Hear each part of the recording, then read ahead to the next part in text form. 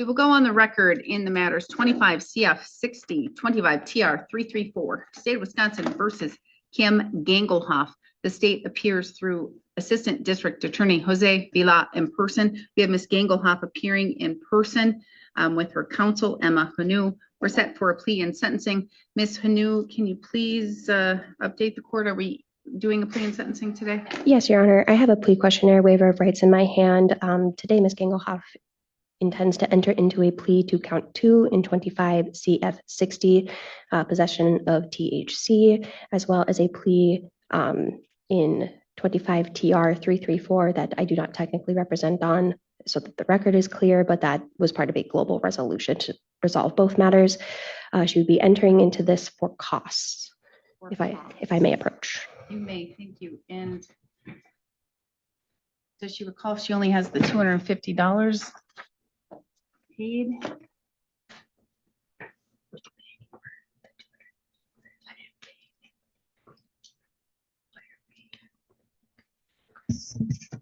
Your Honor, she doesn't recall paying anything. Well, that was the bail. Oh, yeah. Okay. Bail.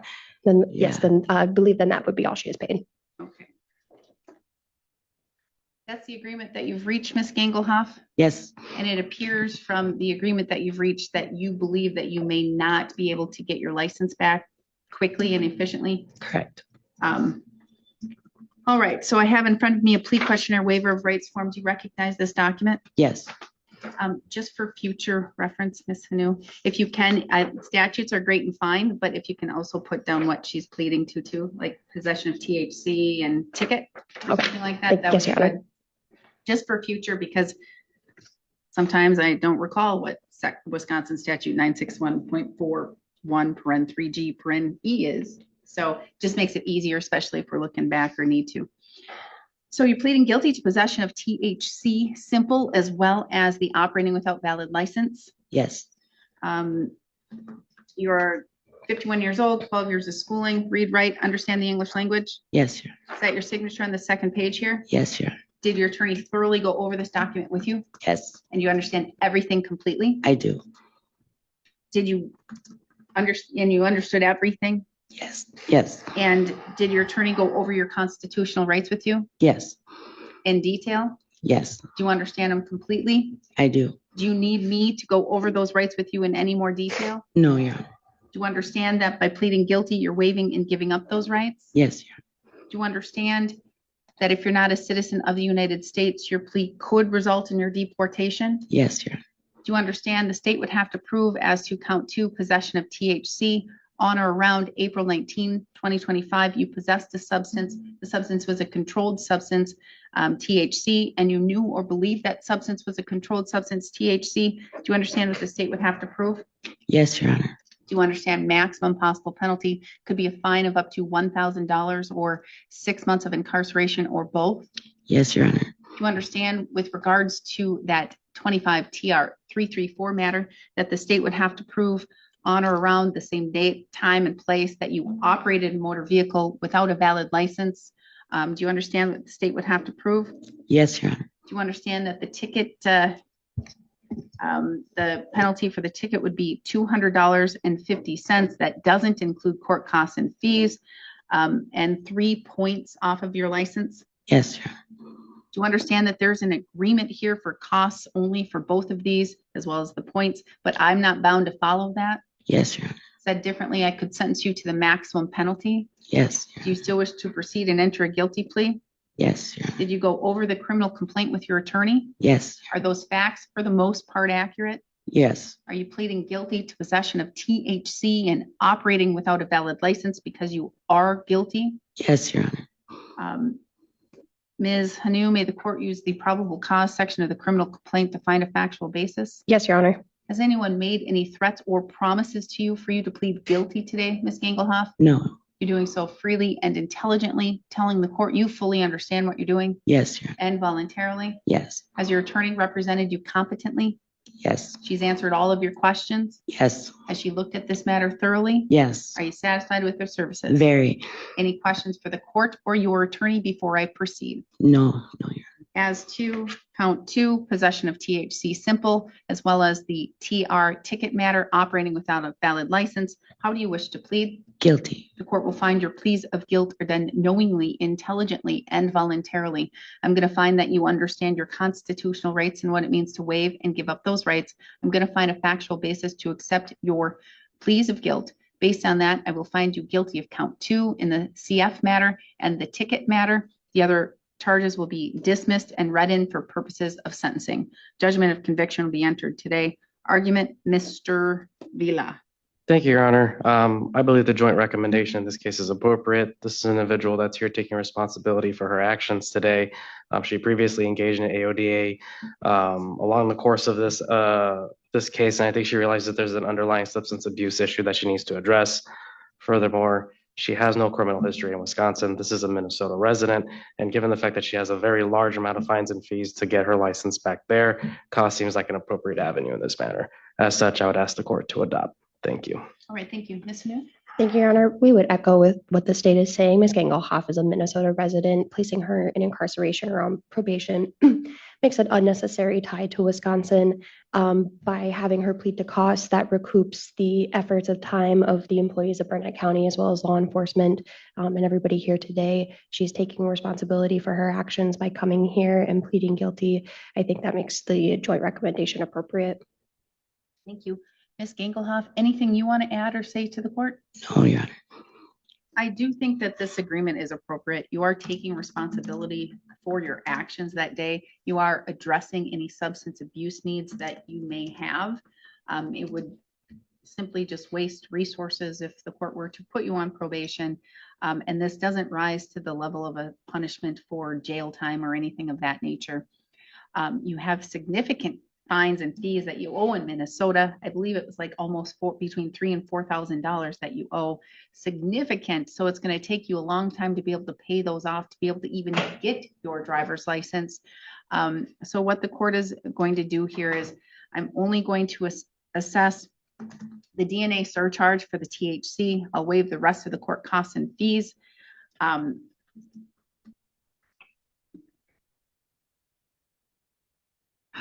And with regards to the ticket, I'm assessing 3 points off of your license. And I'm willing to go down to $114.50 and waive the remaining of the ticket and not add additional court costs and fees. This is the lowest, the absolute lowest I can go with the ticket. But I do need to say that needs to be paid within 60 days. If Okay. it's not paid within 60 days, not only will a warrant or will a civil judgment be entered against you, but the court will issue a warrant and then you could sit jail, okay, up to 6 months. So just make sure you get that $114.50 paid within 60 days. Okay. Thank you. All right. Well, no sense throwing, good money after bad. If you owe that much, how are you going to pay that off and get your license and pay this off and all of those things? At least somebody's getting, the state's getting their share. Yeah. All right. Thank you. You have 20 days to appeal. Should you fail to appeal within 20 days, you do lose that right. I do need your DNA though. You're going to need to go to the jail and see if they need to take it. If they do, they'll take it. If they don't, they'll send you on your way. You have the ability to request it be expunged through a written letter to the Department of Justice, not me, the Department of Justice. Easy to do. You can Google it or ask Ms. Hanu. She can work you through it. Okay. All right. Anything further? No, Your Honor. Thank you.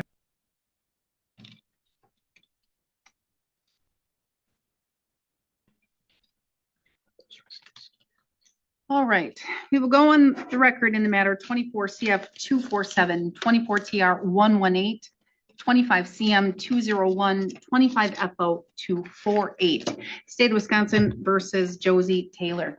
This date appears through District Attorney Kevin Schmidt in person. We have Zachary Fisher, Defense Counsel in person, as is Ms. Taylor. We're set today in this matter for plea and sentencing. I've been sent a note from our clerk indicating that Ms. Taylor has prepaid $2,500 in restitution and perhaps other things. I'm not quite certain. All right. Are we ready to proceed? Yes, Your Honor. Do we have any, are we in victims' rights compliance? Yes, Your Honor. Victim making a statement? Yes, Your Honor. All right, please have, how many victims? One victim can come up here, state your name for the record or your initials, whatever you feel comfortable with.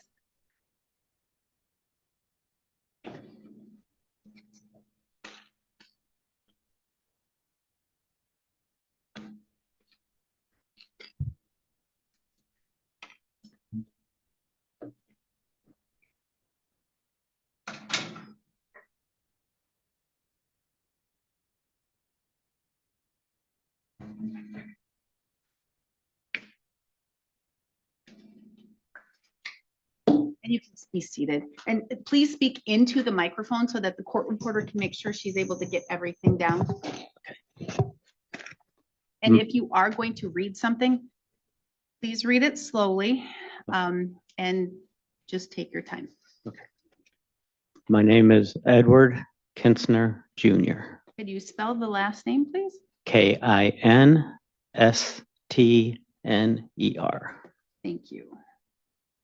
All right, you may begin. Hi, Josie. My name is Ed. I am the one that you hit on the morning of November 16th, 2024, and then walked away from the scene without seeing if I was still alive. First off, I hope you realize how lucky you are that you didn't kill me, you, or both of us. Hopefully you learned a valuable lesson from this, and it will help you make better decisions in your future life. You took away a lot of personal, financial, and physical things from me that day that I will never be able to get back. I was forced to retire early from my United States Postal Service job because of the injury that I sustained. I will no longer be able to perform my job. So I had to retire early, which cost me hundreds of thousands of dollars. I'm not the one to determine the punishment you should receive, but I do hope that it is enough for you to look in the mirror and realize what you have done to me and my family. And I hope that you learn a valuable lesson and make better decisions when it comes to your future. Thank you.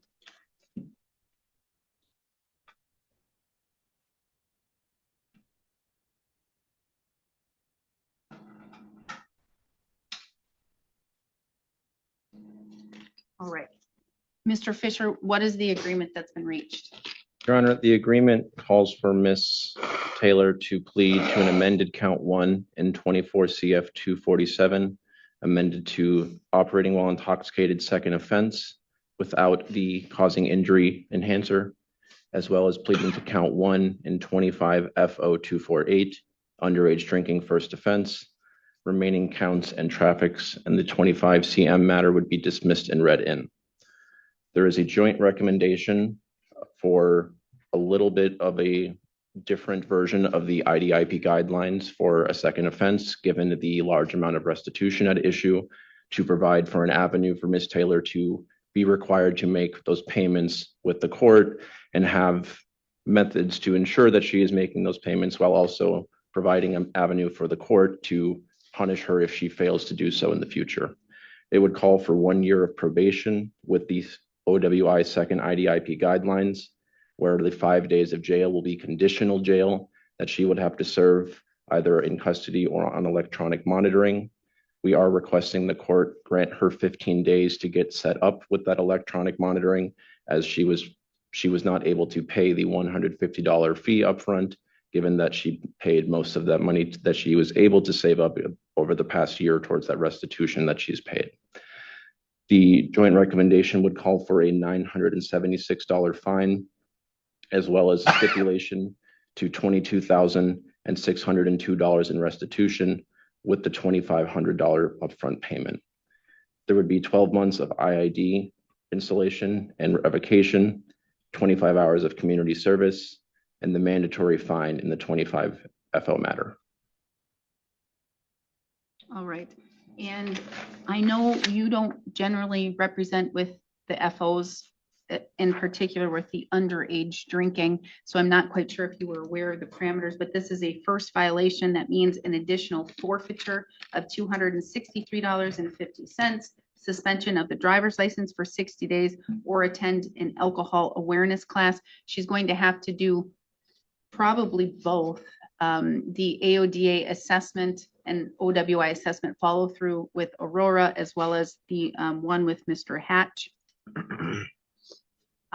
And if she does not complete them, her license will be suspended. So that's what it is for the underage drinking first offense. All right. Is that all about the agreement, Mr. Fisher?